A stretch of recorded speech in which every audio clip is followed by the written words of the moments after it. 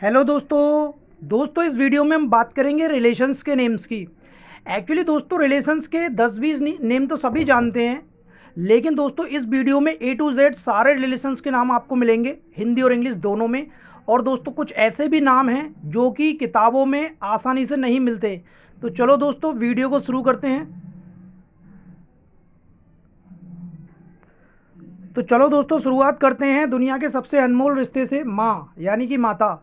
दोस्तों इंग्लिश में बोलते हैं मदर, ये सब तो आसान है। पिता यानी कि फादर।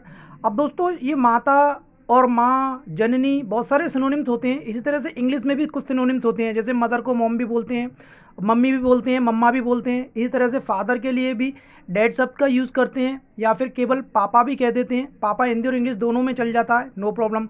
लेकिन दोस्तों एक वर्ड होता है कंबाइंड, जो कि माता पिता के लिए यूज़ किया जाता है, जिसे बोलते हैं पेरेंट्स। दोस्तों पेरेंट्स में वैसे तो एस लगा रहता है, लेकिन अगर आप एस नहीं भी लगाएंगे तब भी स्पेलिंग करेक्ट मानी जाएगी, क्योंकि पेरेंट और पेरेंट्स दोनों ही स्पेलिंग सही हैं।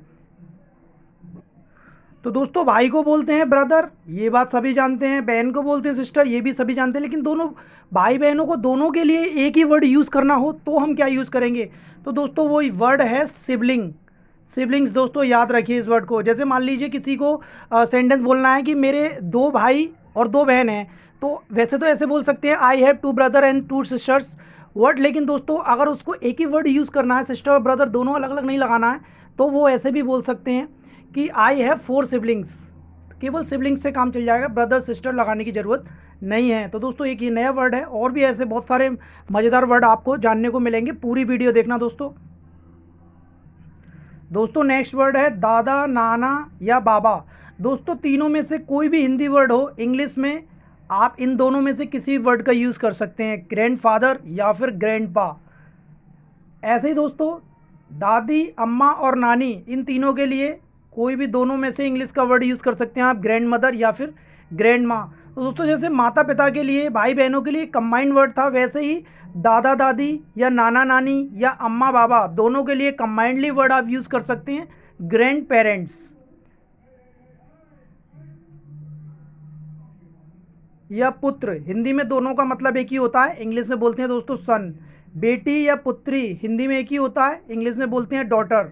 अब दोस्तों जिस तरीके से सभी के कंबाइंड वर्ड बताए मैंने, वैसे ही बेटा बेटी या पुत्र पुत्री दोनों के लिए कंबाइंड वर्ड आप चिल्ड्रन का यूज़ कर सकते हैं। जैसे कि मेरे 4 बच्चे हैं, या ऐसे बोलते हैं 2 बेटे 2 बेटियां हैं, तो हम ऐसे कहने की ऐसे भी बोल सकते हैं कि हमारे 4 बेटे हैं, सॉरी 4 बच्चे हैं, तो वी हैव 4 चिल्ड्रन।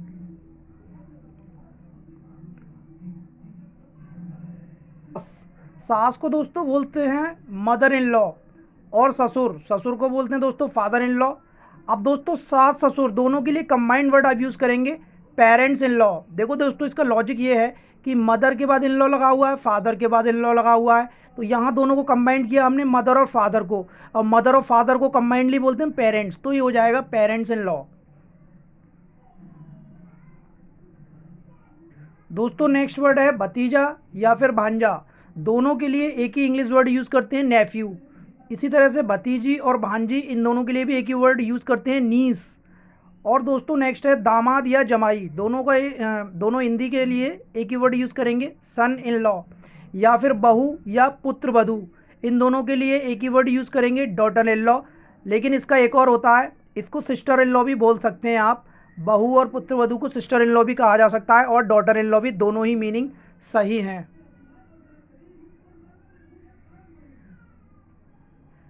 चाचा, मामा, ताऊ, मौसा, फूफा, दोस्तों सभी को आप अंकल कह सकते हैं इंग्लिश में।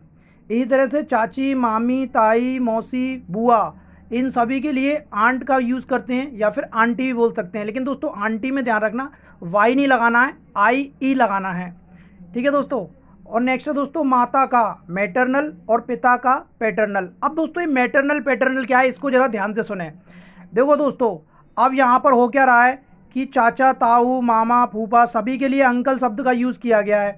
अब दोस्तों हमें कैसे पता चलेगा कि अंकल ताऊ हैं, मामा है, चाचा है कि फूफा है, कौन है? तो दोस्तों ये मैटरनल और पैटर्नल इसमें बहुत काम आने वाले हैं आपके। अब देखिए दोस्तों माँ से क्या होता है, एम, यानी माता और मैटरनल, और पा से पिता, तो पा से पैटर्नल। तो ऐसे ध्यान रखें, पैटर्नल पिता की साइड वाले लोग होते हैं, और मैटरनल उन नामों से पहले लगाया जो माँ की साइड वाले लोग होते हैं। अब जैसे चाचा, अब दोस्तों चाचा कौन होता है? चाचा पापा का भाई होता है, यानी ये वाला जो रिलेशन है चाचा का, ये पिता की तरफ से बना हुआ होता है हमारे लिए। तो हम इससे पहले क्या लगाएंगे? पैटर्नल। तो हम कैसे बोलेंगे? Paternal uncle.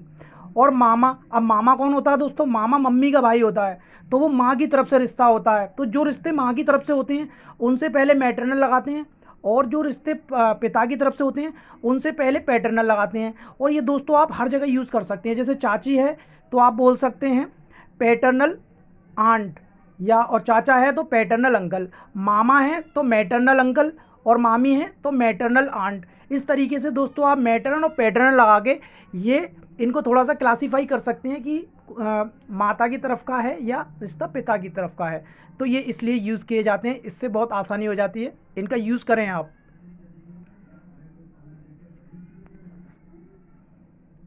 पोता, नाती या नवासा, दोस्तों हिंदी में तीनों ही वर्ड के लिए आप इंग्लिश में एक वर्ड यूज़ करेंगे, ग्रैंडसन। इस तरह से पोती, नातिन और नवासी तीनों ही हिंदी वर्ड के लिए आप ग्रैंड डॉटर शब्द का यूज़ कर सकते हैं इंग्लिश में। इसके अलावा दोस्तों कंबाइंड वर्ड जैसे पोता पोती, सॉरी ये यहाँ पर पोता पोता दो बार लिख गया दोस्तों, इसको समझ लेना आप। ये पोता पोती, नाती नातिन, नवासा नवासी, तो इन दोनों को कंबाइंडली यूज़ करना है आपको इंग्लिश वर्ड। तो फिर आप कर सकते हैं ग्रैंड चिल्ड्रन का यूज़, ग्रैंड चिल्ड्रन। ओके दोस्तों, चलो आगे बात करते हैं। चलो दोस्तों बात करते हैं नेक्स्ट, देवर, जेठ, बहनोई, जीजा, साला, साड़ू। दोस्तों सभी के लिए, सभी हिंदी वर्ड के लिए इंग्लिश में एक वर्ड यूज़ करते हैं हम, ब्रदर इन लॉ। इसी तरह से देवरानी, जेठानी, ननंद, साली, सलज, सभी के लिए एक वर्ड यूज़ करते हैं हम, सिस्टर इन लॉ। दोस्तों इनके स्क्रीनशॉट भी लेते जाना हाथ के हाथ, क्योंकि बहुत सारे नाम हैं, एकदम से वीडियो देखने से याद नहीं हो पाएंगे। स्क्रीनशॉट से आसानी हो जाएगी आपको भविष्य में आगे, और तुम्हें अगर कोई भूल जाते हो तो उसको आपकी गैलरी में मिल जाएंगे स्क्रीनशॉट। छोटा, छोटी, छोटे, इसको बोलते हैं दोस्तों यंगर। बड़ा, बड़ी, बड़े, इसको बोलते हैं एल्डर। सबसे छोटा या सबसे छोटी या सबसे छोटे, यंगेस्ट, या फिर सबसे बड़ा, सबसे बड़ी, सबसे बड़े, इसको बोलते हैं दोस्तों एल्डेस्ट। अब दोस्तों बात आती है कि ये कौन से रिश्ते हैं? ये तो कोई रिश्ते हैं ही नहीं, काम आते हैं। जैसे मेरा छोटा भाई, मेरा सबसे बड़ा भाई, सबसे छोटी दीदी, इस तरीके से हम बोलते हैं। तो इन शब्दों का हम वहाँ पर यूज़ कर सकते हैं। इसके अलावा इनसे एक और फ़ायदा आपको ये होगा, जैसे अभी मैं बताता हूँ आपको। तो वो फ़ायदा दोस्तों ये होगा आपको, जैसे कि मैंने अभी आपको बताया था कि देवर, जेठ, इन सब के लिए ब्रदर इन लॉ का यूज़ करते हैं, ऐसे देवरानी, जेठानी सबके लिए सिस्टर इन लॉ का यूज़ करते हैं। तो दोस्तों कैसे पता चलेगा? अब दोस्तों देखिए, ये यंगर और एल्डर का यूज़ करके आप इनमें थोड़ा सा कन्फ्यूज़न दूर कर सकते हैं। जैसे मान लीजिए देवर और जेठ, इन दोनों में डिफरेंस क्या होता है? देवर पति से छोटा होता है, और जेठ जो है वो पति से बड़े भाई को बोलते हैं। तो दोस्तों जब आप बोलेंगे यंगर ब्रदर इन लॉ तो पता चल जाएगा कि भाई देवर की बात हो रही है, और जब बोलेंगे एल्डर ब्रदर इन लॉ तो फिर जेठ की बात होती है, क्योंकि जेठ बड़ा होता है और एल्डर किसके लिए यूज़ करते हैं? बड़े के लिए। और यंगर होता है छोटा, और छोटे के लिए यूज़ करते हैं हम यंगर। तो यंगर लगाएंगे तो पता चल जाएगा कि भाई यंगर छोटे वाले यानी देवर की बात हो रही है, और एल्डर लगाया तो बड़े वाले यानी कि जेठ की बात हो रही है। इसी तरह से देवरानी छोटी होती हैं, जेठानी बड़ी होती हैं। तो यहाँ देवरानी के लिए यंगर सिस्टर इन लॉ, और जेठानी के लिए एल्डर सिस्टर इन लॉ। तो यंगर और एल्डर इनका यूज़ आप कर सकते हैं। चलो दोस्तों आगे बात करते हैं। अब देखिए दोस्तों, चचेरा, ममेरा, फुफेरा, तमेरा, मौसेरा, भाई या बहन, ये सारे रिश्ते हैं। चाचा का भाई या बहन, चाचा का लड़की या लड़का हो तो चचेरा भाई या बहन, मामा का हो तो ममेरा, फूफा का हो तो फुफेरा, ताऊ का हो तो तमेरा, और मौसा मौसी का हो तो मौसेरा। अब दोस्तों वो भाई हो या बहन हो, हमें इस बात से कोई मतलब नहीं है। इंग्लिश में एक ही वर्ड हम यूज़ करते हैं, और वो वर्ड है कज़न। कज़न वर्ड का यूज़ करते हैं दोस्तों। एक बात और, कुछ लोग क्या करते हैं कि कज़िन अगर ब्रदर है तो आगे ब्रदर लिख देते हैं, कज़िन ब्रदर, और सिस्टर है तो कज़िन सिस्टर, ऐसे लिखते हैं। दोस्तों ब्रदर और सिस्टर लिखने की ज़रूरत नहीं है, केवल कज़िन ही बोला जाता है, इसी वर्ड से काम चल जाता है। उसके बाद में दोस्तों, ये रिश्तों के नाम तो नहीं है, लेकिन इनको हम रिश्तों में यूज़ करते हैं। जैसे सगा, या सगी। तो इनके लिए दोस्तों 3 वर्ड हैं, तीनों में से कोई सा भी यूज़ कर सकते हैं आप, रियल, ओन या फिर फुल। दोस्तों रियल वर्ड का ज़्यादा यूज़ होता है। इसी तरह से सौतेला या सौतेली, इसके लिए स्टेप या हाफ दोनों में से किसी का भी यूज़ कर सकते हैं। इसके अलावा दंतक, दंतक बोलते हैं दोस्तों गोद लिया हुआ, यानी कि किसी और से ले लेते हैं, अपना बच्चा की तरह उसे पालते हैं, तो उसको बोलते हैं दोस्तों अडॉप्टेड। जैसे कि मान लीजिए वह मेरी सगी बहन है, तो he is my real sister, या he is my own sister, या he is my full sister. वह मेरा सौतेला भाई है, तो he is my step brother, या he is my half brother. इस तरीके से हम इन वर्ड का यूज़ कर सकते हैं। वर्ड को थोड़ा सा ध्यान दें आप। मंगेतर, यहाँ पर ब्रैकेट में लड़का लिखा हुआ है, और यहाँ मंगेतर, यहाँ ब्रैकेट में लड़की लिखा हुआ है। इसका मतलब ये है दोस्तों कि अगर लड़का है मंगेतर तो दोस्तों स्पेलिंग ये वाली आएगी फियांसे की, और अगर लड़की है तो ये वाली स्पेलिंग आएगी, यानी डबल ई वाली, लास्ट में एक ई डबल कर देंगे। क्योंकि दोस्तों जब सगाई होती है तो लड़का लड़की एक दूसरे के मंगेतर हो जाते हैं। अब लड़के मंगेतर के लिए हम फियांसे वर्ड का यूज़ करते हैं और लड़की के भी लिए, लेकिन दोस्तों स्पेलिंग में ये डिफरेंस होता है कि लड़की के लिए ई डबल आती है लास्ट में, और लड़के के लिए सिंगल ही आती है। ओके दोस्तों, तो ये सब बारीकियां दोस्तों, ये सब ऐसी ही बारीकियां वीडियोस में मिलती हैं दोस्तों। चैनल को आप सब्सक्राइब कर लेना, हर वीडियो में ऐसी ही बारीकियां बताता हूं मैं। चलो दोस्तों नेक्स्ट है दूल्हा। दूल्हे को बोलते हैं दोस्तों ब्राइड ग्रूम, और दुल्हन को बोलते हैं दोस्तों ब्राइड।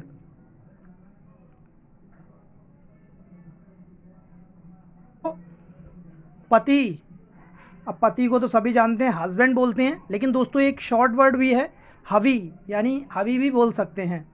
पत्नी को वाइफ बोलते हैं।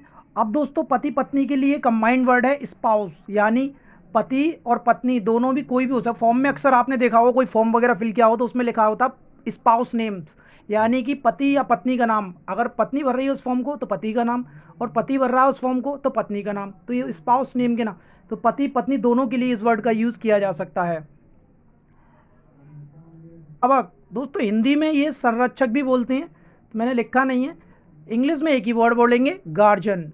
पूर्वजों को दोस्तों एंसेस्टर्स बोलते हैं। पूर्वज हमारे जो दादा परदादा जो हमारे बुजुर्ग होते हैं उनको एंसेस्टर्स बोलते हैं इंग्लिश में। खानदान, खानदान दोस्तों चाचा मामा, मामा नहीं सॉरी, जो हमारी एक ही पीढ़ी में बहुत सारे लोग होते हैं उनको खानदान बोलते हैं। तो दोस्तों ये इसको ब्रीड बोलते हैं। और दोस्तों नेक्स्ट है बारिश। ये दोस्तों बारिश वो पानी वाली बारिश नहीं है, वो तो रेन होती है। ये बारिश जैसे जायदाद वगैरह का बारिश होता है, उत्तराधिकारी, यानी कि किसी की प्रॉपर्टी है उसके मरने के बाद, या वो उसका वारिस कौन होगा, तो वो वाला वारिस है ये। तो वारिस को दोस्तों एयर बोलते हैं। दोस्तों ये हेयर नहीं पढ़ना है, हेयर माने तो बाल होते हैं, यहाँ एस साइलेंट है, ध्यान रखना, इसको एयर बोलेंगे।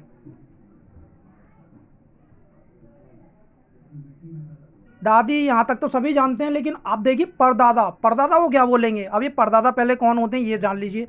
दादा के जो पापा होते हैं उनको बोलते हैं परदादा। तो दोस्तों कुछ नहीं करना है, ग्रैंड फादर में पर के लिए ग्रेट लगा देना है बस, यानी कि दादा को ग्रैंड फादर बोलते हैं तो परदादा को बोलेंगे ग्रेट ग्रैंड फादर। सेम यही चीज़ करनी है हमें परदादी में, यानी ग्रेट ग्रैंड मदर। और अब परदादा परदादी के लिए भी वही कंबाइंड वर्ड यूज़ करेंगे। जैसे हम दादा दादी के लिए ग्रैंड पेरेंट बोलते हैं, तो पर के लिए हमें क्या लगाना है, ग्रेट लगाना है। यानी दादा के लिए ग्रैंड फादर तो ग्रेट लगा दिया, पर के लिए तो हो गया ग्रेट ग्रैंड फादर यानी परदादा। ऐसे ग्रेट लगा दिया हमने ग्रैंड मदर से पहले और ग्रैंड पेरेंट से पहले, तो ये पर बन जाता पर दादी पर दादा दादी। ओके दोस्तों, आई होप आपको बहुत मज़ा आ रहा होगा ये सब वर्ड जान करके, क्योंकि ये वर्ड किताबों में नहीं होते दोस्तों। और दोस्तों नेक्स्ट है ये, इस वर्ड को अक्सर लोग पूछते रहते हैं कि भाई ससुराल को इंग्लिश में क्या कहते हैं। जो लोग थोड़ा बहुत इंग्लिश जानते हैं वो क्या है कि दूसरों की परीक्षा लेने के लिए ऐसा करते हैं। तो दोस्तों आप टेंशन मत लीजिए, आपसे कोई पूछे आप बता देना, इन लॉज होम बोलते हैं। दोस्तों ज़रूरी नहीं है कि आप यहाँ पर इन लॉज के बाद होम ही लगाएं, हाउस भी लगा सकते हैं, इन लॉज हाउस। अब दोस्तों बात आती है कि ये ससुराल तो लड़की की भी होती है लड़कों की दोनों के लिए, हाँ ये वर्ड दोनों के ये यूज़ कर सकते हैं। लेकिन अगर मान लीजिए स्पेसिफिक लड़की है, लड़के की ससुराल शो करनी है, लड़की की ससुराल, तो इससे पहले वोमेन या मैन लगा देंगे। वोमेन इन लॉज होम, या फिर मेंस इन लॉज होम, या फिर वोमेंस पेरेंटल होम, या फिर मैन पेरेंटल होम भी आप इसको बोल सकते हैं। नेक्स्ट है दोस्तों ससुराल वाले। अब दोस्तों ससुराल वालों को, यहाँ ससुराल था तो यहाँ होम लगा हुआ था, इसमें से होम हटा देंगे, बस इन लॉज बोलेंगे, ससुराल वाले इन लॉज। उसके बाद में दोस्तों ननिहाल। ननिहाल दोस्तों नाना नानी का घर होता है, बच्चे अक्सर छुट्टियों में देखा होगा कहते हैं ननिहाल जाएंगे हम अपने।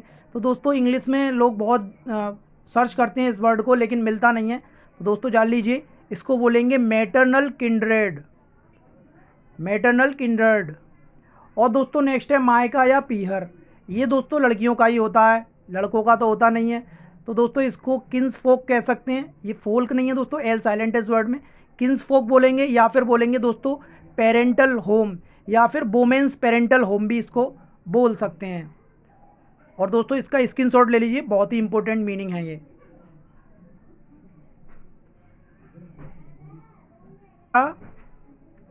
गुरु। अब दोस्तों गुरु को वैसे तो टीचर बोलते हैं जनरली कॉमन लैंग्वेज में, लेकिन दोस्तों इसको आप प्रिसेप्टर भी कह सकते हैं, प्रिसेप्टर। नेक्स्ट है दोस्तों चेला या शिष्य।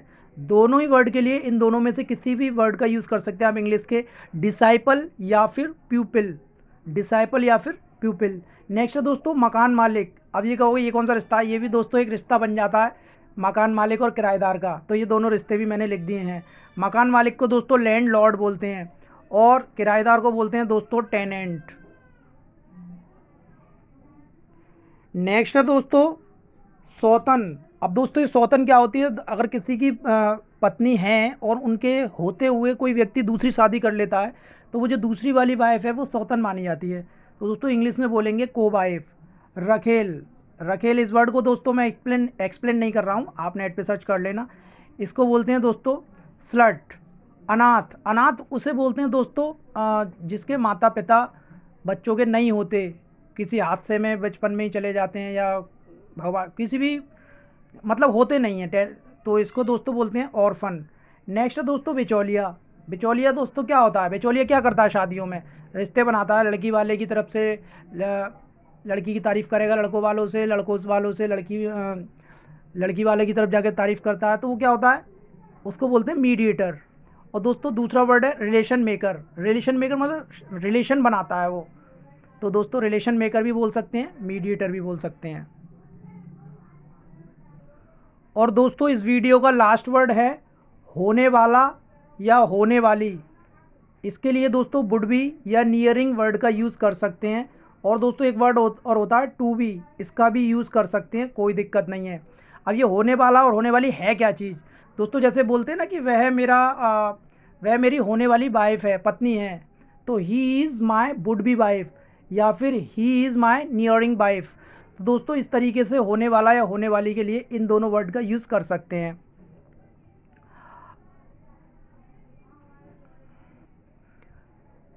आई होप दोस्तों वीडियो आपको पसंद आई होगी। थैंक्स फॉर वॉचिंग एंड दोस्तों please subscribe the channel and press the bell icon, like comment and share the video. Okay दोस्तों, बाय बाय, टेक केयर।